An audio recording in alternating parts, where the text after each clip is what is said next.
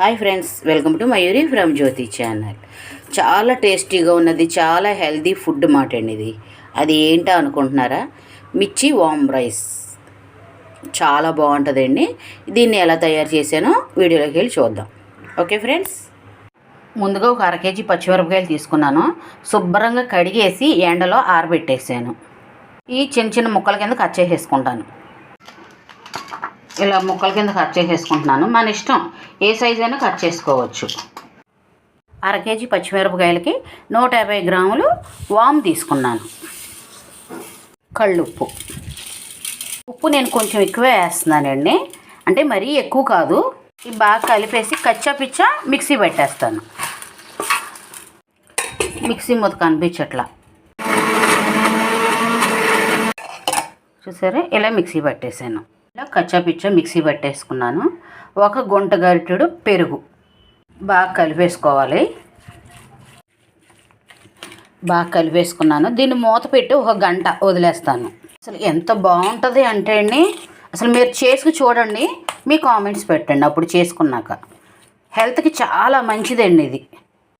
1 గంట మూత పెట్టేసి అప్పుడు ఎండలో ఎండబెడతాను. 1 గంట అయిపోయింది, ఎండలో పెట్టేస్తాను. కాల్సిన కవర్ తీసుకున్నాను, ఆ కవర్ మీద ఎండబెట్టేస్తాను. 1 రోజులో ఎండిపోద్దండి ఇది. అక్కడక్కడ మిరపకాయ ముక్కలు ఉన్నాయి అనుకుంటారేమో, కానీ అవి ఏగాక బాగుంటాయండి.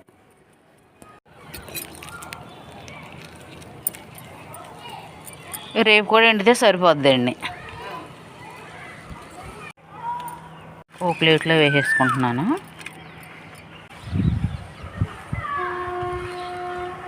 అదే కవర్ మీద మళ్ళీ తెల్లారాక ఎండబెట్టేస్తున్నాను.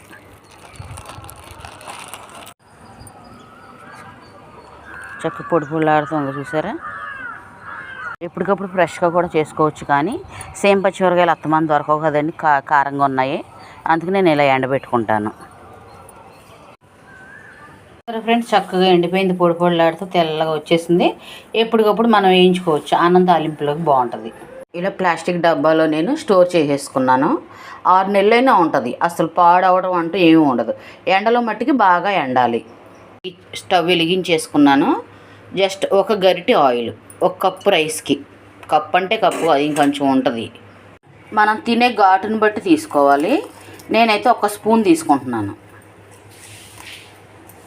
ఆయిల్ వేడెక్కింది, ఈ పౌడర్ వేసేస్తున్నాను. పొడి పౌడర్ కాదు, చూసారని చక్కగా వేగిపోతుంది. ఇందులో ఉప్పు అది ఉంటుంది, సరిపోతుందండి. వేగిపోయింది, స్టవ్ కట్టేస్తున్నాను. ఇంకా మనకి సాల్ట్ పడుతుంది అనుకుంటే వేసుకోవచ్చండి. ఈ కప్పు రైస్ తీసుకున్నాను నేను. ఆ రైస్కి సరిపడా ఆ పొడి వేసుకున్నాను. మళ్ళీ నేను స్టవ్ వెలిగించుకుంటున్నాను. రైస్ కూడా వేడివేడిగా అందులో కొంచెం ఫ్రై అయినట్టు అయితే బాగుంటుంది అన్నమాట. మరీ హైలో పెట్టేయకుండా మీడియం ఫ్లేమ్లో పెట్టుకోవాలి. ఇలా బాగా కలిపేసిన 2 నిమిషాలు మగ్గితే సూపర్ ఉంటుందండి ఇది. వామ్ అన్నం కదండి, అసలు ఎంత మంచిదో. వర్షాకాలం బాగా పనిచేస్తుందండి, అజీర్తి చేయదండి, జీర్ణశక్తిని పెంచుద్ది. ఆకలి లేని వాళ్ళకి ఆకలిని పెంచుద్దండి.